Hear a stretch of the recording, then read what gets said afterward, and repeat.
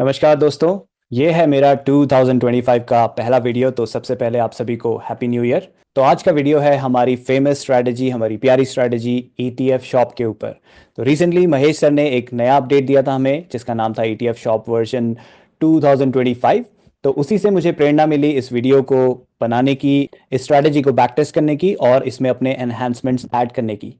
तो आज मैं उसी के बारे में आपको सारी डिटेल्स दूंगा। तो सबसे पहले मैं थैंक यू करना चाहूँगा मेरे गुरुजी महेश चंद्र कौशिक जी, जो हमें इस तरह से गाइड करते हैं, नए नए चीज़ें हमें सिखाते हैं और उसी के बेसिस पे मैं अपने बैक टेस्टिंग कर पाता हूँ और अपने एनहांसमेंट्स कर पाता हूँ, उन्हें एनालाइज कर पाता हूँ कि अगर हमने वो स्ट्रैटेजी कुछ समय पहले स्टार्ट की होती तो उसके रिजल्ट्स क्या आए होते, ताकि उसके बेसिस पे हम ये डिसीजन ले सकें कि आगे हम इस स्ट्रैटेजी को करें। अगर करें तो क्या क्या मॉडिफिकेशंस की ज़रूरत पड़ सकती है। तो वही सब मैं आज आपके लिए लेकर आया हूँ ये 2025 वाले वर्जन में। तो इसमें सबसे पहले मैं बात करूंगा कि क्या है ईटीएफ शॉप। जिन लोगों ने मेरा आज तक कोई वीडियो नहीं देखा होगा ईटीएफ शॉप से रिलेटेड, उनके लिए मैं क्विकली ईटीएफ शॉप का जो बेसिक फंडा है वो कवर करूंगा 4.0 के हिसाब से। मतलब ये मेरा जो वर्जन है 4.0 है, क्योंकि इससे पहले मैं कई सारे ईटीएफ शॉप के वर्जन बना चुका हूं और एनहांसमेंट करते करते हम अब 4.0 में आ चुके हैं। ये ईटीएफ शॉप मैंने सबसे पहले लॉन्च करी थी अप्रैल 2023 में, जो पहला वर्जन था। उसके बाद एनहांसमेंट होते होते आज 4.0 तक हम आ गए हैं। तो इसमें क्या क्या अभी तक परफॉर्मेंस आई है जो मैं ईटीएफ शॉप कर रहा हूँ अप्रैल 2023 से लेके जनवरी 2025 जो करंट मंथ है, आज तक का क्या परफॉर्मेंस है वो मैं आपके साथ शेयर करूंगा। और उसके बाद मैं आपसे शेयर करूंगा कि बैक टेस्टिंग के क्या रिजल्ट्स आए ईटीएफ शॉप 4.0 वर्जन्स के, मतलब वर्जन नहीं वर्जन्स, क्योंकि मैंने अलग अलग वर्जन बैक टेस्ट किए हैं। क्यों किए हैं वो भी मैं आपको बताते हुए चलूंगा, क्योंकि पहले वर्जन में कुछ कमी लगी, उसे सुधारने के लिए मैंने सेकंड वर्जन बनाया। उसमें कुछ कमी लगी तो मैंने थर्ड वर्जन बनाया। तो सारे वर्जन्स मैं आपको दिखाऊंगा, उनके रिजल्ट्स दिखाऊंगा। और फिर मैं लास्ट में बात करूंगा जो नई गूगल शीट मैंने आपके लिए बनाई है उसमें क्या नए फीचर्स मैंने ऐड किए हैं। तो जैसा आपको पता होगा मैं नए नए फीचर्स आप लोगों के लिए लाता रहता हूं, ताकि हमारा जो इन्वेस्टमेंट का ईज ऑफ यूज़ है, हमारे पास स्ट्रैटेजी है, लेकिन उसे कैसे अपने ब्रोकर अकाउंट में इजीली यूज़ करना है, उसे ट्रैक कैसे करना है, उसकी परफॉर्मेंस ट्रैक करना, अभी हम क्या होल्ड करते हैं, हमने क्या बेच दिया, वो सब कुछ आप इजीली मेरी गूगल शीट से ट्रैक कर सकते हैं। और उसी में मैंने कुछ और ऐसे नए फीचर्स डाले हैं जो अभी तक किसी शीट में नहीं थे। तो उम्मीद करता हूं वो फीचर्स आपको पसंद आएंगे और आपके काफ़ी यूजफुल होंगे। तो आइए शुरू करते हैं सबसे पहले समझने में कि ईटीएफ शॉप 4.0 है क्या। ईटीएफ शॉप क्या है? हमारे पास होती है ईटीएफ की लिस्ट अलग अलग अंडरलाइंग एसेट से। तो हम एक पूरी लिस्ट निकालते हैं जो अपनी शीट में होती है। हर एक अंडरलाइंग एसेट, जो कि जैसे Nifty 50, bank Nifty, IT Nifty, ये सब अंडरलाइंग एसेट्स हैं। ये इंडेक्सेस हैं जिन पे ये ईटीएफ चलते हैं। तो जैसे जैसे वो इंडेक्स मूव करता है उस ईटीएफ का परफॉर्मेंस उस हिसाब से मूव करता है। तो यानी कि हमारा डाइवर्सिफिकेशन होता है अलग अलग अंडरलाइंग एसेट्स में, क्योंकि हर एक अंडरलाइंग एसेट का हमने एक एक ईटीएफ रखा है। तो हमारी शीट क्या चेक करती है? उन सभी ईटीएफ्स के करंट मार्केट प्राइस हर दिन निकालती है। इसमें ऑटोमेशन लगा है गूगल शीट में, तो हमारे प्राइसेस निकल के आ जाते हैं और उन ईटीएफ्स का 52 वीक लो क्लोजिंग प्राइस क्या चल रहा है। उसका मैंने लो प्राइस नहीं यूज किया है, क्लोजिंग प्राइस यूज किया है। जो सबसे लोएस्ट क्लोजिंग रहा है 52 वीक्स में, वो वाला मैंने शीट में निकाला है। तो यहां मैंने आपको ट्रेडिंग व्यू पे निफ्टी 20 ईटीएफ का कैंडल चार्ट खोल के दिखाया है। अब आप कई सारे दिनों में देखेंगे, यहाँ देखिए कैंडल की इतनी लंबी पूंछ नीचे को है, कहीं यहाँ पे इतना ऊपर जा रहा है। तो जो ईटीएफ होते हैं ना, जब मार्केट खुलता है तो वो थोड़े एब्रप्टली बिहेव करते हैं। कई बार वो बहुत लो बना के फिर ऊपर प्राइस में आते हैं, कई बार बहुत हाई बना के फिर ओपन प्राइस उनका कुछ बनता है। तो वो जो हाई और लो प्राइसेस होते हैं जो मार्केट के शुरू में बनते हैं, उन्हें हम ट्रेड नहीं कर सकते। वो शायद किन्हीं स्पेशल लोगों के लिए हैं जो ट्रेड करते होंगे, लेकिन हम रिटेलर्स उन्हें ट्रेड नहीं कर सकते। तो उन प्राइसेस से हमें कोई फर्क नहीं पड़ता। इसलिए ईटीएफ में, ताकि हमारी शीट उन प्राइसेस को इग्नोर करे, इसलिए मैंने क्लोजिंग प्राइस लिया है। यानी कि अगर मैं ये कैंडल चार्ट का अगर लो देखता हूं तो यहां बना है, लेकिन अगर मैं क्लोजिंग का लो देखता हूं तो यहां बना है, तो उससे फर्क आ जाता है कि 52 वीक लो बेसिकली हमें क्लोजिंग प्राइस पे ही ट्रैक करना है, उसी के हिसाब से हम ट्रेड करेंगे। वो जो अजीब से लो हाई बने हैं उस पर तो हम ट्रेड कर नहीं सकते, तो उनको हम नेगेट कर देते हैं। इसलिए मैंने क्लोजिंग प्राइस वाला सबसे लोएस्ट लिया है कि जो भी लास्ट 52 वीक में क्लोजिंग प्राइस लोएस्ट होगा वो हमारी शीट ट्रैक कर लेती है। उसके बाद हमारी शीट कंपेयर करती है कि कौन कौन से ईटीएफ्स हैं जो अपने 52 वीक लो के सबसे पास चल रहे हैं, मतलब वो काफी नीचे गिर गए हैं, 52 वीक लो प्राइस के पास आ गए हैं। वो हमारी शीट रैंकिंग करती है। जो सबसे ज्यादा नीचे गिरा होगा 52 वीक लो हमारा बेंचमार्क है जहां से हम नापते हैं। सपोज 52 वीक लो यहाँ है, एक ईटीएफ का करंट प्राइस यहाँ पे चल रहा है, दूसरे का यहाँ चल रहा है, तो जिसका नीचे चल रहा होगा अपने 52 वीक लो के हिसाब से वो हमारा नंबर 1 रैंक पे आ जाएगा। ठीक है, उसी तरह जो जितना दूर होगा अपने 52 वीक लो से वो उतना ज्यादा रैंक पाएगा। तो जिसकी भी रैंक सबसे कम होगी वो हमारे शॉर्ट लिस्ट हो जाते हैं ईटीएफ्स। और ये सब कुछ हमारी शीट ऑटोमेटिकली करती है, बेसिकली आइडेंटिफाई करने के लिए कि इस वक्त कौन सा ईटीएफ सबसे सस्ता मिल रहा है। क्योंकि ईटीएफ में हमें सस्ता खरीदने में फायदा होता है, क्योंकि वो एक बास्केट ऑफ स्टॉक्स हैं, उन्हें सस्ता खरीदने में हमें कोई ऐसा नुकसान नहीं होता, इनफैक्ट फायदेमंद होता है, क्योंकि इंसान हो या मार्केट एक ना एक दिन सभी को ऊपर जाना है, तो इनको भी ऊपर जाना है, तो इसलिए हम इन्हें सस्ता खरीदने की कोशिश करते हैं। अब देखिए, बॉटम हम किसी का नहीं पकड़ सकते, हो सकता है हमने आज उससे सस्ता खरीदा, कल वो और सस्ता हो जाए, कोई बात नहीं, हमने कम से कम कंपेरेटिवली तो सस्ता खरीदा है। ऐसा नहीं कि जो सबसे मार्केट के हाई प्राइस पे चल रहा है उसको जाके हम खरीद रहे हैं, नहीं, हम वो खरीदेंगे जो सबसे सस्ता चल रहा है। कंपेयर्ड सारे ईटीएफ्स की रैंकिंग होगी और सबसे सस्ते हमें शीट ऑटोमेटिकली बता देगी। तो जो मैंने बैक टेस्टिंग करी, जो मैं बोल रहा था वर्जन 1 2 3, तो उनमें अलग अलग रूल्स के मैंने हिसाब से करी है बैक टेस्टिंग, अभी थोड़ी देर में आपको दिखाऊंगा। तो जो फाइनल मेरा वर्जन बन के आया 3 वाला, जो सबसे बेस्ट रिजल्ट्स दे रहा था, वो वाले के हिसाब से मैं आपको बता रहा हूं, जो मैंने शीट बनाई है जिसके हिसाब से आप ट्रेडिंग करेंगे। तो ऑन द फर्स्ट डे का मतलब है जिस भी दिन आप स्टार्ट कर रहे हैं अपने ट्रेडिंग का, ऐसा नहीं कि first day of the month, first day of the year और first day of the week, नहीं, जिस भी दिन आप स्टार्ट कर रहे हैं, हो सकता है वो मिडिल ऑफ द मंथ हो, मिडिल ऑफ द ईयर हो, कहीं भी फर्क नहीं पड़ता, जिस भी दिन आप स्टार्ट करेंगे उस दिन शीट चेक करेगी कि उस दिन के हिसाब से कौन सा ईटीएफ सबसे सस्ता है, उसके बाद कौन सा सस्ता है, उसके बाद कौन सा सस्ता है, रैंकिंग होगी। तो जो टॉप 3 रैंकर्स होंगे, लाइक रैंक 1 सबसे सस्ता, रैंक 2 उससे कम सस्ता, रैंक 3 उससे कम सस्ता, इस तरह से जो टॉप 3 रैंकर्स होंगे वो हमारी शीट रेकमेंड करेगी, और हमें उन्हें तब परचेस करना है जब ये ईटीएफ अपने पिछले क्लोजिंग, कल के क्लोजिंग प्राइस से भी ऊपर उठे हों, यानी कि वो अप ट्रेंड दिखा रहे हों। अब देखिए, परफेक्ट अप ट्रेंड हम नहीं पकड़ सकते, परफेक्ट बॉटम हम नहीं पकड़ सकते, लेकिन कम से कम हम ऐसे कुछ तो पैरामीटर्स यूज कर सकते हैं जहां पे हम बॉटम के पास पकड़ें, और तब पकड़ें जब वो उठने लगे। क्योंकि अगर ईटीएफ कोई गिर रहा है, वो इस प्राइस पॉइंट तक गिरा, अगर उसे और गिरना होगा तो वो और गिरेगा और गिरेगा, हम तब तक उसे नहीं खरीद रहे हैं जब तक वो गिर रहा है। जिस दिन वो उठने का साइन दिखाता है, हम ये मानते हैं कि वो उठ रहा है, तो अब और उठने के चांसेस हैं, तो उस दिन हमारी शीट उसको रेकमेंड करेगी बाय करने के लिए। इसका मैंने आपको स्विच भी दे दिया, अगर आप इस तरीके से नहीं करना चाहते हैं कि जिस दिन उठ रहा है उस दिन ही बाय करें, जिस भी दिन जो सस्ता है उसके हिसाब से, रैंकिंग के हिसाब से आप बाय करें, वो मैंने शीट में स्विच दे दिया है कि यस और नो की सेटिंग से आप ऑन और ऑफ कर सकते हैं, जो मैं भी दिखाऊंगा आपको। ठीक है, तो हम टॉप के वो 3 ईटीएफ्स पकड़ लेंगे, वो खरीद लेंगे जो शीट में आते हैं, ये 2 क्राइटेरिया जिनके फुलफिल होते हैं। उसके बाद हमारी ईटीएफ हर दिन यही चेक करेगी, हम इस तरह से बाय करते रहेंगे, लेकिन एक दिन आएगा जब टॉप रैंकर्स हमारी शीट में नहीं आने लगेंगे, यानी कि न्यू ईटीएफ्स जो हमने अभी तक बाय नहीं किए वो नहीं आएंगे।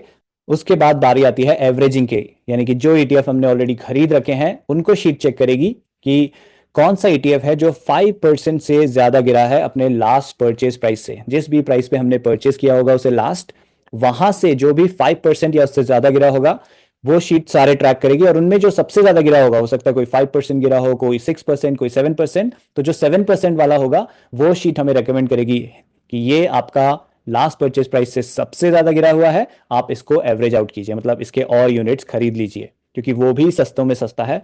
प्लस अगेन वो वाली कंडीशन सेटिस्फाई होनी चाहिए कि वो अपने पिछले क्लोजिंग दिन से उठता हुआ आ रहा होना चाहिए। तो ये वाला वर्जन मैं अपने पर्सनल शीट में काफ़ी समय से यूज़ कर रहा हूँ। इसकी शीट मैंने नहीं बनाई थी, पहले मैं अपने उसमें लाइव ट्रेडिंग टेस्टिंग करना चाहता था, तो जहाँ मुझे अच्छे रिजल्ट्स दिखे इसलिए मैंने कहा पब्लिक के लिए भी बनाना चाहिए और लोगों को भी इससे मदद मिलेगी। तो इसका फ़ायदा ये होता है कि जब तक कुछ गिर रहा है हमारी शीट उसे इग्नोर करती है, क्योंकि गिर रहा है गिरने दो। जिस दिन वो उठने के साइन दिखाता है कि पिछले दिन वो 100 पे क्लोज हुआ, आज 101 पे क्लोज हुआ, यानी कि पिछले दिन से वो ऊपर क्लोज हुआ है, तो वो उठ रहा है ऊपर, तो वो परचेज करने के लिए हमें बोलती है। अगर कोई 100 पे क्लोज हुआ, अगले दिन 99 पे क्लोज हुआ, वो सबसे सस्ता होगा तो भी शीट उसे नहीं रेकमेंड करेगी, क्योंकि उसका ये क्राइटेरिया फुलफिल नहीं हुआ है कि वो उठना शुरू हो गया है। तो एक तरह से हम इसे उठते हुए ही सेंस में खरीदेंगे, ताकि हमारे जो चांसेस हैं प्रॉफिट की तरफ बढ़ने के और बढ़ जाएं। तो गिरते हुए को ये अवॉइड करती है हमारा ये वाला जो वर्जन है।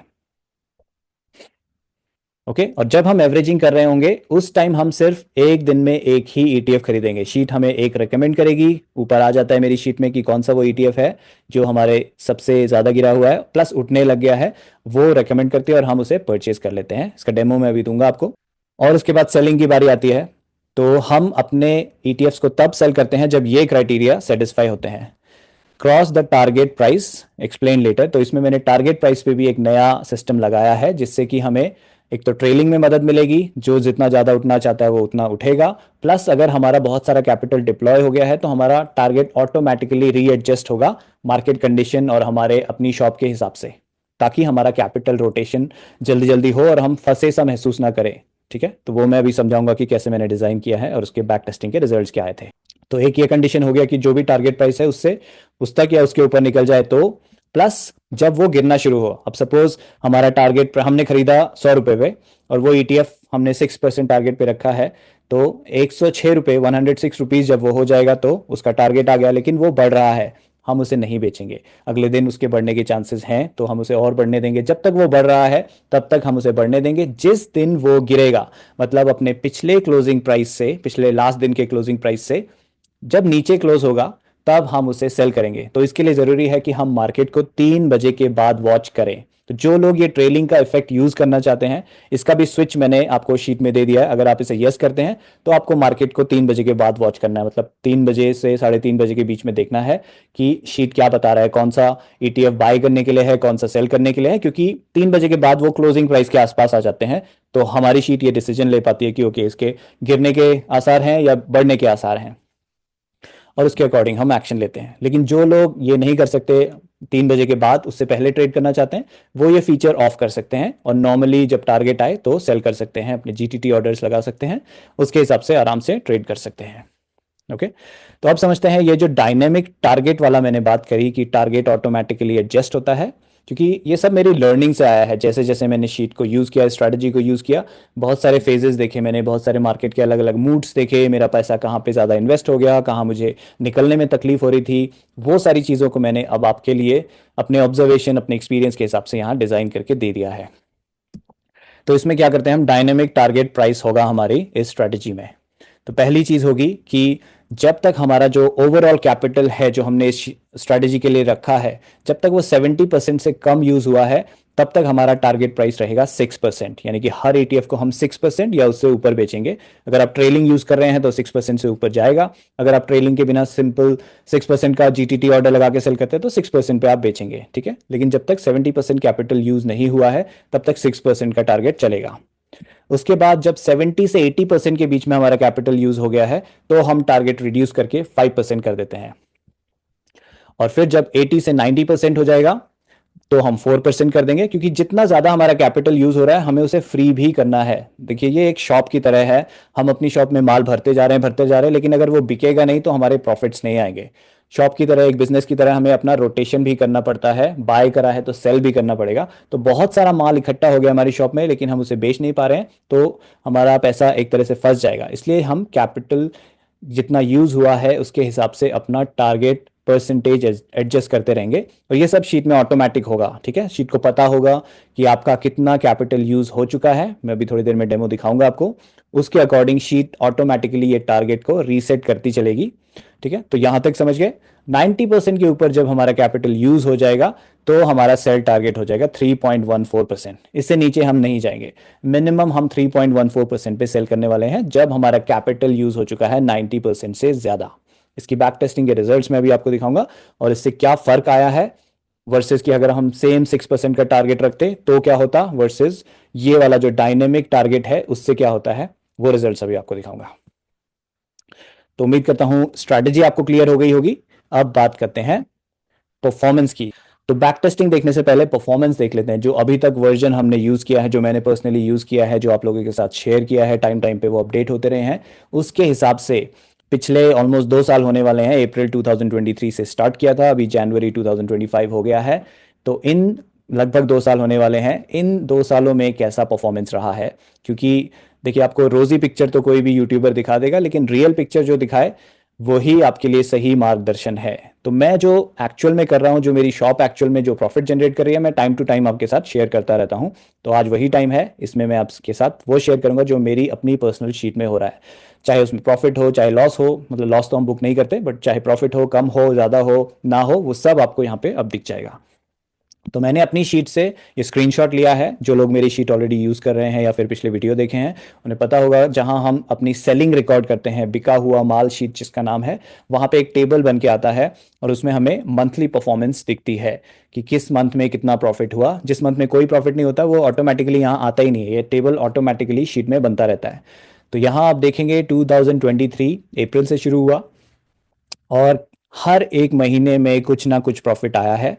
मैक्सिमम प्रॉफिट मेरा आया था जब से ये रीसेंट जो स्लो डाउन हुआ है, मार्केट में फॉल आना शुरू हुआ है, वो था 2024 सितंबर में। उसके बाद से फॉल आ रहा है मार्केट में, हम सभी को पता है। तो यहाँ सितंबर 2024 में मेरा अभी तक का मैक्सिमम प्रॉफिट मैंने इस स्ट्रैटेजी में कमाया, विच वॉज 36,000। और मेरा तब तक मैक्सिमम कैपिटल इन्वेस्ट हुआ था 11,32,000। ठीक है, उसके बाद फिर स्लो डाउन हो गया, अक्टूबर में 9,900 हुआ, नवंबर में और हो गया स्लो 3,700, फिर दिसंबर में 3,800 और जनवरी अभी आधा बीता है, उसमें 1,400 का प्रॉफिट मेरे को अभी तक हुआ है। तो जीरो प्रॉफिट वाला अभी तक मैंने कोई मंथ नहीं देखा, whether market was going up और going down. Of course up में तो प्रॉफिट दिखते ही हैं, लेकिन जब मार्केट थोड़ा डाउन बीच में कई बार भी हुआ तो भी हम जीरो प्रॉफिट पे कभी नहीं आए, ऊपर नीचे चलता रहा हमारा परसेंटेज। और अभी करंटली मेरा एनुअल रन रेट चल रहा है, जिसे आप CAGR कह सकते हैं एक तरीके से, 13.71। अब यहाँ पे कई लोग कहेंगे यार 13.71 से तो अच्छा निफ्टी ने परफॉर्म कर दिया, तो उसका आंसर भी मैं आपको देना चाहूंगा। पहली बात तो अगर निफ्टी से आप इसे कंपेयर करेंगे कि अप्रैल 2023 में मैंने निफ्टी में पैसे डाले होते, आज वो इससे ज़्यादा ग्रो कर गए होते, दैट इज ट्रू। बट वो उसमें दो चीजें हैं, पहला कि आपको वो एज एन इन्वेस्टमेंट देखना है, दूसरा वो आप लमसम एक साथ डालते तो ही तो ग्रो होते। यहाँ तो हमने लमसम नहीं डाला, हमने थोड़ा थोड़ा करके पैसा डाला है और जब प्रॉफिट आया निकाला है, रोटेशन पे रखा है, हमने इसे एज अ बिजनेस यूज किया है। लेकिन फिर भी अगर आप निफ्टी से कंपेयर करते हैं, उसका भी मैंने कंपैरिजन निकाला कि आखिर परफॉर्मेंस निफ्टी से कंपेयर करें जो कि हमारा बेंचमार्क है, कैसा रहा होता। तो उसके लिए मैंने XIRR निकाला। तो जहां भी हमारा इन्वेस्टमेंट पार्ट्स में जाता है, थोड़ा इन्वेस्ट किया, थोड़ा और इन्वेस्ट किया, फिर उसमें से प्रॉफिट निकाला, फिर इन्वेस्ट किया, ये पार्ट्स में जा रहा है, लमसम तो मैंने पहले शुरू में डाला नहीं एक दिन में। तो उस केस में हमें निकालना होता है XIRR। ठीक है, extended internal rate of return जिसे कहते हैं। वो इस चीज का ध्यान रखता है कि कितना पैसा कितने दिन के लिए इन्वेस्ट हुआ, उसके हिसाब से क्या परफॉर्मेंस आई। ठीक है, और कितना पैसा फ्री रहा, वो सब चीजें XIRR में सब कुछ होती हैं। प्लस अभी का नोशनल लॉस क्या चल रहा है, मतलब मेरे पोर्टफोलियो की वैल्यू क्या है, वो सब XIRR में आ जाता है। तो उसका फाइनल रिजल्ट क्या है वो देखते हैं।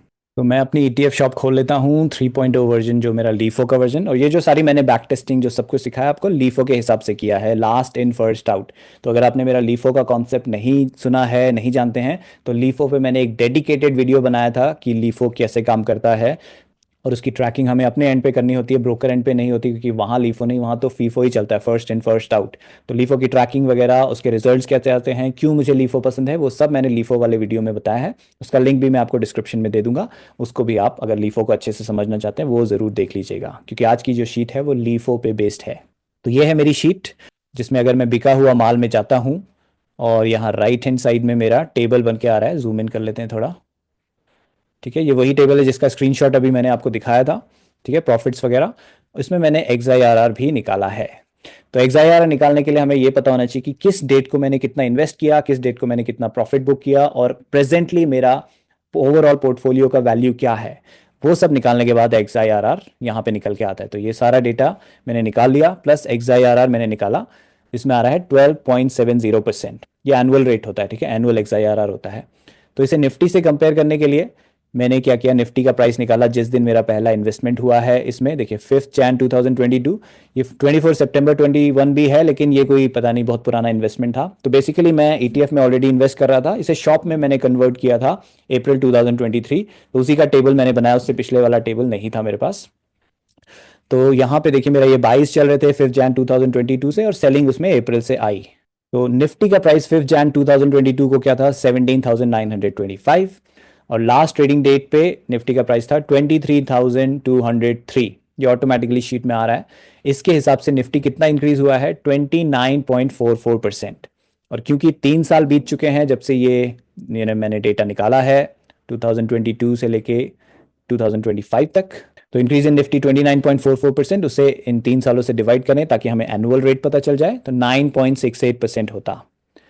और यहाँ हमारा XIRR एनुअल आ रहा है, जो शीट का रिजल्ट है 12.70%। तो अगर आप कंपेयर करना चाहते हैं तो एप्पल टू एप्पल कंपेयर करना होता है। कई लोग कहते हैं यार निफ्टी में तो ज़्यादा पैसे बन जाते, नहीं, आपको सारे पैरामीटर्स ध्यान रखते हुए अगर आप कंपेयर करेंगे तो ईटीएफ शॉप ने काफ़ी अमेजिंग रिजल्ट दिए हैं निफ्टी के कंपैरिजन में। और ये जो 12.70% है, इसमें जो मेरा नोशनल लॉस है अभी, वो काउंटर हो चुका है, मतलब वो कंसिडर हो चुका है। ठीक है, तो ये है मेरी करंट परफॉर्मेंस। खरीदा हुआ माल में जाऊं मैं तो इतना अभी करंटली इन्वेस्टेड है 14,08,000। इसमें मैं अपना कैपिटल बढ़ाता रहता हूँ, क्योंकि जितना ईटीएफ नीचे जाते हैं उतना मुझे ये सस्ता खरीदने का ऑप्शन दिखता है, तो मैं उतना अपना कैपिटल ऐड ऑन करता रहता हूँ। और वो कैपिटल मैनेजमेंट में हम अपनी शीट में देख सकते हैं जो जो हमने ऐड ऑन किया है, मैनुअली यहाँ पे डालते हैं। शुरुआत मैंने की थी 1 अप्रैल 2023 में 5 लाख के साथ, फिर जून में मैंने 2 लाख कर दिया, उसको बढ़ा दिया, मतलब 5 लाख प्लस 2 लाख। फिर अगस्त 24 में मैंने 2 लाख और ऐड किए, दिसंबर 24 में 1 लाख। तो इसी तरह ऐड करते करते रिसेंटली मैंने 7 जनवरी को 1 लाख और ऐड किए थे। तो ऐड करते करते मेरा टोटल कैपिटल प्लस जो प्रॉफिट्स मैंने अभी तक बुक कर लिए हैं सब मिला के 14,44,000 का कैपिटल हो गया है। उसमें से मेरा जो उसमें से मेरा अभी 36,000 बचा हुआ है इन्वेस्ट होने के लिए। ये मेरी करंट वैल्यू है और नोशनल प्रॉफिट चल रहा है -8.44%। तो जैसा मैंने कहा XIRR में ये नोशनल प्रॉफिट भी फैक्टर्ड इन है, उसके हिसाब से 12.7% रेट ऑफ रिटर्न आ रहा है। तो निफ्टी से कंपेयर करना है तो इस तरीके से कीजिएगा, आपको अच्छे से समझ में आएगा, एप्पल टू एप्पल कंपैरिजन होगा। खैर एनीवेज, निफ्टी से हमारा डायरेक्ट कंपैरिजन मैं सिर्फ इसलिए कर रहा हूँ ताकि लोगों को अंडरस्टैंडिंग के लिए, लेकिन ये जो स्ट्रैटेजी है ये एक बिजनेस की तरह है। आपको इसे एक्चुअल में कंपेयर करना है तो किसी बिजनेस से कीजिए कि वो बिजनेस कितना पैसा लगा के कितना प्रॉफिट जनरेट कर रहा है और कितना उसे टाइम देना पड़ रहा है। टाइम फैक्टर भी आ जाता है। अगर कोई अपनी शॉप चला रहा है, ग्रोसरी शॉप या कि कोई भी किसी भी प्रकार की फिजिकल शॉप चला रहा है, उसे दिन के कितने घंटे देने पड़ते हैं, प्लस डीलर्स प्लस सप्लायर्स, बहुत सारी चीज़ों से डील करना पड़ता है। लेकिन यहाँ पे हमें ऐसा कोई डीलिंग नहीं करना है। घर बैठे या फिर जहाँ भी आप बैठे हो, ऑनलाइन जाइए, अपनी शीट को देखिए, दिन के 5 से 10 मिनट देने होते हैं और आप अपनी शॉप चला सकते हैं। तो उस बिजनेस से और इस बिजनेस को कंपेयर करें, तब देखें कि कितना टाइम देके आप कितना प्रॉफिट जनरेट कर रहे हैं, वो कितना प्रॉफिट जनरेट कर रहा है, उसकी कितनी टेंशन है, तब आपको कंपैरिजन समझ में आएगा। तो इसे इन्वेस्टमेंट से कंपेयर ना करके बिजनेस से कंपेयर करेंगे, ये एक रेगुलर इनकम सोर्स की तरह, एक बिजनेस की तरह है, तब आपको अच्छे से समझ में आएगा इसके रिजल्ट्स क्या हैं, इसका पावर क्या है। अब बात करते हैं back testing of ETF shop 4.0 versions. तो इसके लिए मैंने सबसे पहले वर्जन 1 ट्राई किया। ठीक है, उसके डिटेल्स क्या हैं, उसमें क्या रूल्स फॉलो किए मैंने। Buy every single day one script whenever eligible. Eligible मतलब वो ये रैंकिंग के हिसाब से जो भी एलिजिबल हो रहा है, जो सबसे टॉप रैंक में आ रहा है उसे बाय करो। अगले दिन हमारी शीट चेक करती है कि हमने क्या बाय कर लिया, उसे इग्नोर करती है और उसके बाद जो नेक्स्ट टॉप रैंकर है उसको परचेज करने के लिए कहती है। तो वो सब चीज़ें मैंने बैक टेस्ट करी। एक दिन में एक स्क्रिप्ट यानी एक ETF परचेज करा और एवरेजिंग कब करी, -3% पे। ठीक है, और इसमें सेलिंग कैसे करी, कैपिटल इज नॉट एग्जॉस्टेड, जब तक हमारा कैपिटल एग्जॉस्ट नहीं हुआ एक दिन में एक स्क्रिप्ट सेल करते हैं हम। ठीक है, हो सकता है एलिजिबल बहुत सारे हों, 6% का इसमें टारगेट रखा था, 6% से आगे कई सारे निकल जाते थे, लेकिन एक दिन में एक सेल कर रहे थे। उसका क्या फायदा होता था, ट्रेलिंग हो जाती थी। पहले दिन 6% है तो जो बाकी जो मैंने नहीं बेचे वो 7%, कभी 8%, कभी 10% बहुत आगे भी निकल जाते हैं एक दिन में एक एक बेचने की वजह से। तो वो वन हमने फॉलो किया। लेकिन जिस दिन कैपिटल एग्जॉस्ट हो गया उस दिन हमने एक से ज्यादा जो भी एलिजिबल हुआ वो सब सेल कर दिया, क्योंकि हमें कैपिटल अपना वापस भी चाहिए ताकि हम उसे री इन्वेस्ट कर सकें। ठीक है, तो ये रूल्स फॉलो करें और टारगेट जैसे मैंने कहा 6% थ्रू आउट, कोई चेंज नहीं, चाहे हमारा कैपिटल कहीं पे भी हो। प्लस मैं इसमें बाय करता चला गया। अगर हमारा 5 लाख का मैंने इनिशियल कैपिटल लिया था, 5 लाख के बाद भी जब इसमें हमें सेलिंग नहीं आ रही थी और बाइंग बाइंग बाइंग बाइंग आ रही थी, तो मैं बाय करता रहा। ठीक है, इन रूल्स के हिसाब से मैं रुका नहीं 5 लाख पे। तो कितना एक्स्ट्रा कैपिटल हमें इन्वेस्ट करना पड़ा, किस पीरियड के लिए मैंने बैक टेस्ट किया, वो था 1 जून 2022 से लेके 30 जून 2023। ये पीरियड क्यों सेलेक्ट किया मैंने, क्योंकि जब मैंने पहली ETF शॉप आपको प्रेजेंट करी थी अप्रैल 2023 में, वहां से मैंने पिछला एक साल बैक टेस्ट किया था। तो ताकि हम एप्पल टू एप्पल कंपैरिजन कर सकें, सेम पीरियड हम कंपेयर कर सकें, तो मैंने वही पीरियड रखा है इस बैक टेस्टिंग के लिए भी। तो जो लोग मुझे पहले से फॉलो करते आ रहे हैं, ETF शॉप को फॉलो कर रहे हैं, वो आराम से इसके रिजल्ट्स का इफेक्ट देख पाएंगे, कंपेयर कर पाएंगे। तो ये था हमारा पीरियड, 5 लाख मैंने कैपिटल लेके चला। तो इसके रिजल्ट्स क्या आए वो देखते हैं, बिका हुआ माल में चलते हैं। ठीक है, तो जून में कोई प्रॉफिट नहीं आया, 1 जून 2022 से स्टार्ट किया, जुलाई से प्रॉफिट आया और हर महीने प्रॉफिट आते रहे और फाइनली 1,33,000 का प्रॉफिट हुआ। मैक्सिमम इन्वेस्टमेंट गया हमारा 8,74,000। तो जैसा मैंने कहा 5 लाख मैं लेके चला था कि 5 लाख तक मैं कैपिटल एलोकेट कर रहा हूँ, लेकिन जब जब एक्स्ट्रा बाय आए, हमारे सेल नहीं हो रहे थे, मैं बाय करता रहा। तो एक्स्ट्रा कैपिटल कितना यूज करना पड़ा? 3,13,927। और इसे अगर मैं उन 5 लाख से कंपेयर करूं तो 62% एक्स्ट्रा मुझे इन्वेस्ट करना पड़ा, जो मैं सोच के चला था कि मैं इतना एलोकेट करूंगा। ये मैंने क्यों किया, इसे ट्रैक किया, एक्स्ट्रा कैपिटल क्यों यूज हुआ, मैं रुका क्यों नहीं? क्योंकि मैं ये देखना चाहता था कि अगर हमारे पास एक्स्ट्रा कैपिटल है, हम इन्फ्यूज करते रहते हैं, तो कितना ज़्यादा एक्स्ट्रा हमें यूज करना पड़ सकता था इस सेटिंग के साथ।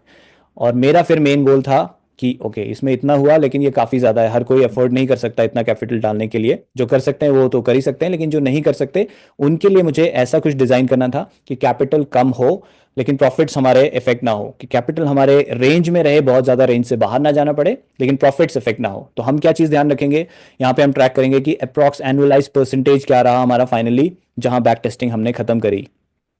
तो इस वाले वर्जन में आया 16.66%। और ताकि हम इसे कंपेयर कर सकें पिछले वर्जन 3.0 वर्जन, तो मैंने उसकी बैक टेस्टिंग भी करी, वो है हमारे यहाँ पे। ठीक है, सेम पीरियड, ये है ETF शॉप 3.0 वर्जन 1। और इसका बिका हुआ माल में हम जाते हैं, तो यहाँ पे एक बार रूल्स आपको बता दूं, मैंने क्या रूल्स यूज करे थे इसमें। इसमें सेम रूल्स यूज करे थे, बस फर्क ये था कि जो ये 4.0 वर्जन है, ये बेस्ड है कि हम 52 वीक लो से कंपेयर करते हैं कि कौन सा ETF खरीदना है, और जो हमारा पिछला वर्जन था, अभी तक हम 20 डेली मूविंग एवरेज के हिसाब से परचेज कर रहे थे। जो भी 20 डेली मूविंग एवरेज में सबसे सस्ता होता था वो हम खरीदते थे, वो 3.0 वर्जन तक हम इस्तेमाल कर रहे थे। तो उसकी बैक टेस्टिंग के रिजल्ट्स हैं जो मैं आपको दिखा रहा हूँ, यही फर्क है। बाकी जो बाइंग के रूल्स हैं, एवरेजिंग के रूल हैं, टारगेट है, वो सब सेम है। बस buying criteria 52 week low versus 20 DMA वाला है, या फिर ऐसे में कह लीजिए 20 DMA ने की 20 डे सिंपल मूविंग एवरेज। तो इसके रिजल्ट्स आए हमारे पास 3.0 वर्जन 1 के 17.31। और इसको कंपेयर कर रहे हैं हम यहाँ पे इसके साथ, इसमें 17.31 आए। ऑफ कोर्स ज़्यादा अच्छा है परसेंटेज वाइज, लेकिन यहाँ अगर आप देखें मैक्स एक्स्ट्रा कैपिटल यूज 4,10,000 तक चला गया, विच इज़ लाइक 82% ऑफ जो हमने सोचा था 5 लाख के साथ हम चले थे, उसका 82% एक्स्ट्रा हमें इन्वेस्ट करना पड़ गया। उसके बाद वो ऑफकोर्स नीचे रिड्यूस हो गया जब हम बहुत सारी सेलिंग कर पाए, लेकिन इतना कैपिटल एक्स्ट्रा चला गया रूल्स सेम रखने पर। तो ये बहुत ज़्यादा था, इसलिए पहला चीज़ तो वर्जन 1 में मुझे दिख गया कि जो हमारा नया वर्जन है वो बेहतर है, लेकिन अब उसे और बेहतर बनाना है मुझे, तो उसके लिए मैंने बनाया फिर वर्जन 2। ठीक है, ETF शॉप 4.0। तो अब जो भी मैं आपको बैक टेस्टिंग दिखाऊंगा वो सब वर्जन 4 की हैं, जो है बेस्ड ऑन 52 वीक लो, जो मैं शुरू में आपको समझा रहा था। 52 वीक लो से कंपेयर करके हम बाय करते हैं कौन सा सबसे सस्ता है, ठीक है, वो वाला वर्जन। उसमें मैंने क्या क्या चेंजेस किए रूल्स में, तो वर्जन 2 में मैंने किया buy every day one script whenever eligible, not buying more than one script in a day, averaging on fall of -5%। तो पहले और दूसरे वर्जन में यहाँ एवरेजिंग चेंज हुई है, ऊपर भी हम एक दिन में एक बाय कर रहे थे, यहाँ भी एक दिन में एक बाय कर रहे हैं, लेकिन एवरेजिंग पिछले वर्जन में -3% था, मैंने उसे -5% कर दिया, क्योंकि मुझे दिख रहा था कि 3% पे जल्दी जल्दी ETF आ रहे हैं। तो अगर हमें अपना कैपिटल बचा के रखना है और कम से कम यूज़ करना है, तो 5% पे एवरेजिंग करना ज़्यादा बेहतर है। तो मैंने एवरेजिंग का परसेंट 5 कर दिया, यानी कि जब तक कोई ETF अपने लास्ट परचेज प्राइस से 5% या उससे ज़्यादा नहीं गिर जाता, हमें शीट रेकमेंड नहीं करेगी कि उसे बाय करो। ठीक है, उसके बाद मैंने दूसरा चेंज किया कि प्रॉफिट टारगेट मैंने डायनामिक कर दिया, कि 70% से नीचे जब तक हैं 6% पे बेचेंगे। अगर कैपिटल यूज़ हो गया हमारा 70 to 80%, 5% पे बेचेंगे। अगर 80 to 90% कैपिटल यूज़ हो गया है तो 4% पे बेचेंगे। और अगर 90% से ज़्यादा यूज़ हो गया है तो हम सारे स्क्रिप्ट बेचेंगे जो जो 3.14% से ऊपर जा रहे हैं। ठीक है, तो इसके क्या रिजल्ट्स आए वो वर्जन 2 में आइए देखते हैं।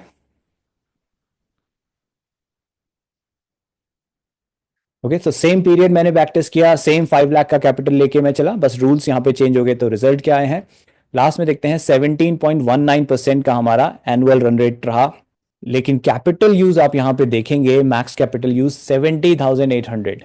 तो बहुत ड्रास्टिक चेंज आ गया कैपिटल यूज में, क्योंकि हम अब कंजर्वेटिव अप्रोच लेके चल रहे थे कि जल्दी जल्दी एवरेजिंग नहीं करना है, और टारगेट हमारा 6% पे फिक्स ना रख के हमें डायनेमिकली चेंज करना है जैसे जैसे कैपिटल यूज हो रहा है, एग्जॉस्ट हो रहा है। तो उसके हिसाब से अब ये सिर्फ 14% एक्स्ट्रा मुझे इन्वेस्ट करने पड़े, लेकिन मुझे लगा कि इसे थोड़ा और एनहेंस करना चाहिए, और इसमें वो फ्लेवर डालना चाहिए जो मैं पर्सनली यूज कर रहा था कई सारे महीनों से।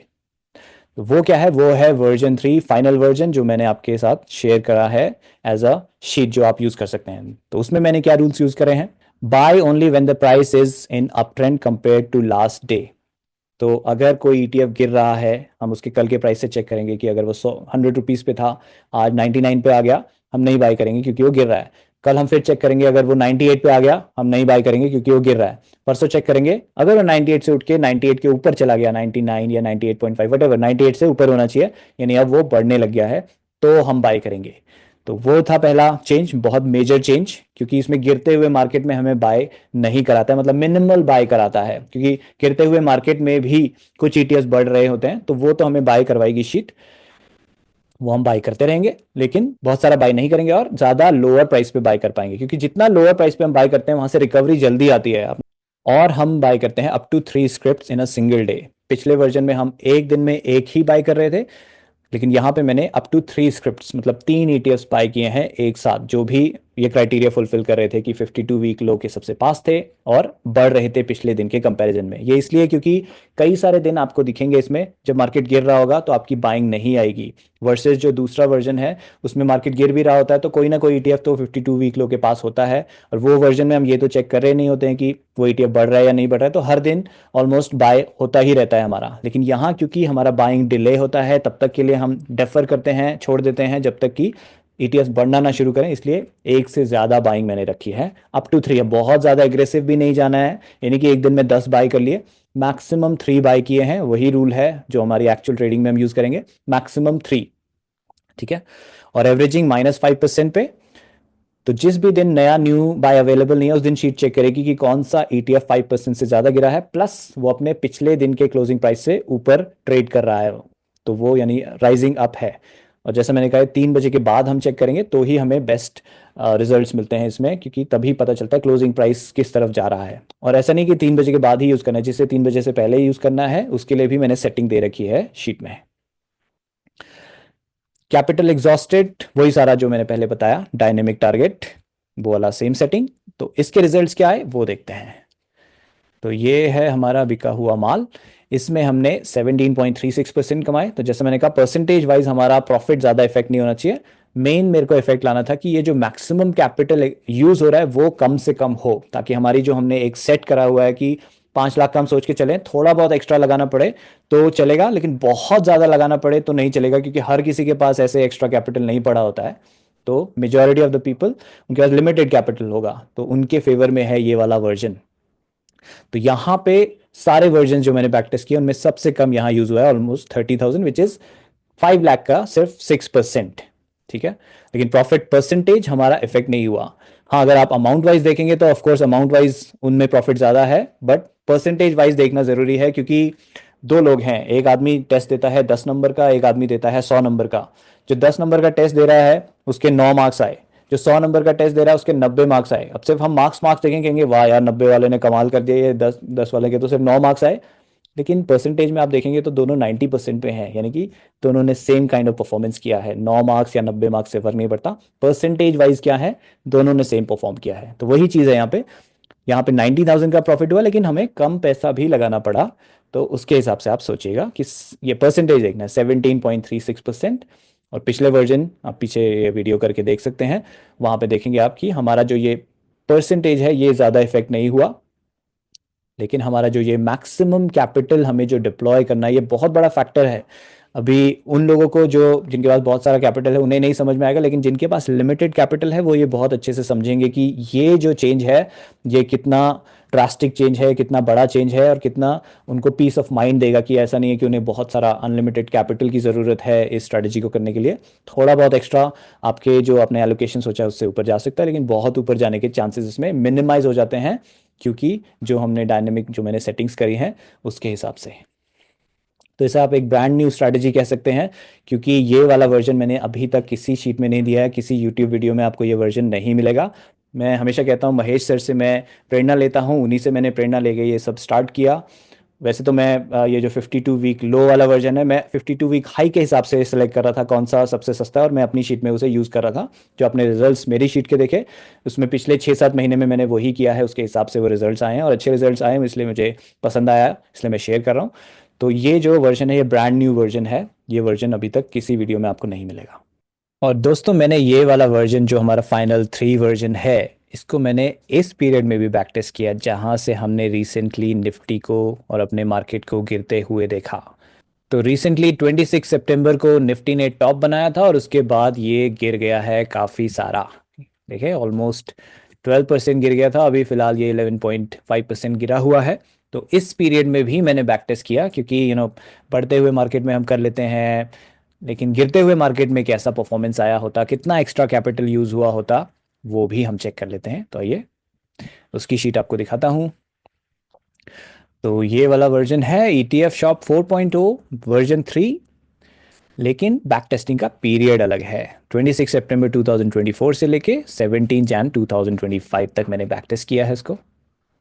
ऑलराइट, तो 26 सितंबर को स्टार्ट डेट था और अक्टूबर में हमारा प्रॉफिट हुआ 6,321, नवंबर में प्रॉफिट हुआ 5,423, दिसंबर में हुआ 6,800, जनवरी 17 तक मैंने टेस्ट किया है तो तब तक 1,052 का प्रॉफिट हुआ था।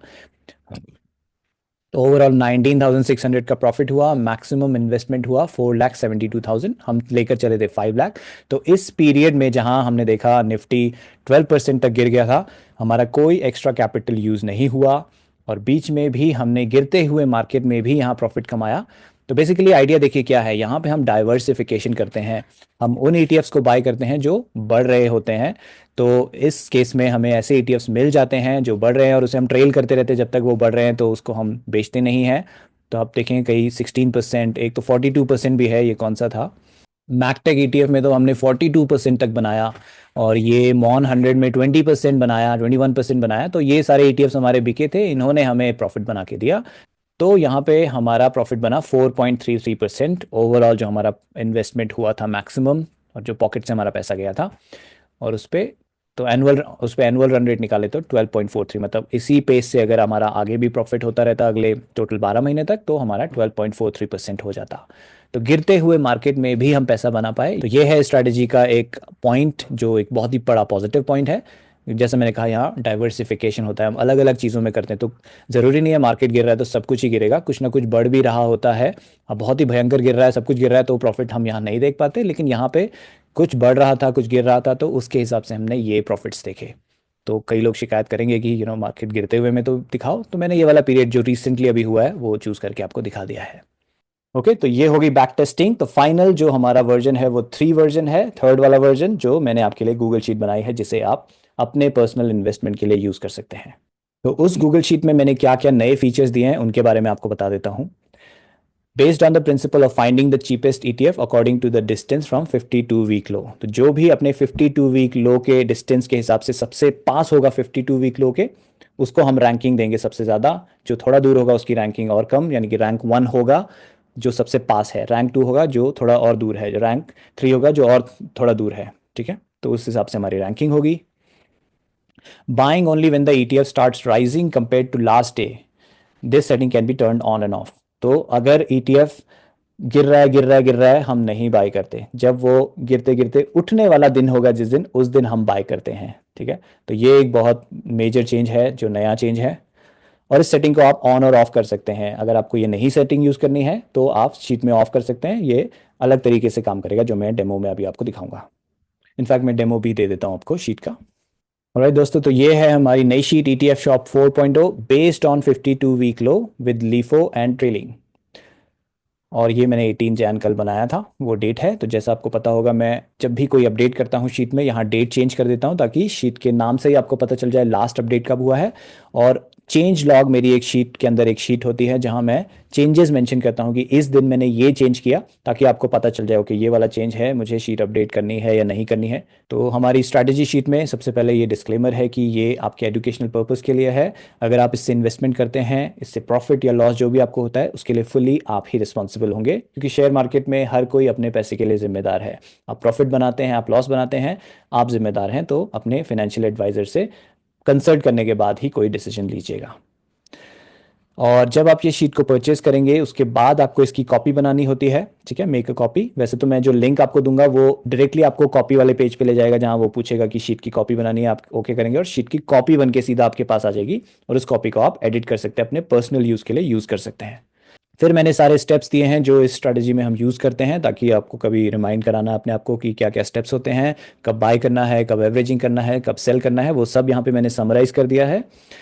फिर मैंने आपको दिया है ओरिजिनल शीट्स लिंक। तो जैसे मैंने कहा, मैं शीट को टाइम टू टाइम अपडेट भी करता रहता हूँ, तो जब मैं इसमें कोई अपडेट करूंगा, उस अपडेटेड शीट को आप एक्सेस कर सकते हैं इस ओरिजिनल शीट्स लिंक को यूज़ करके, ठीक है, क्योंकि वो ये लिंक आपको लेके जाएगा मेरी शीट में।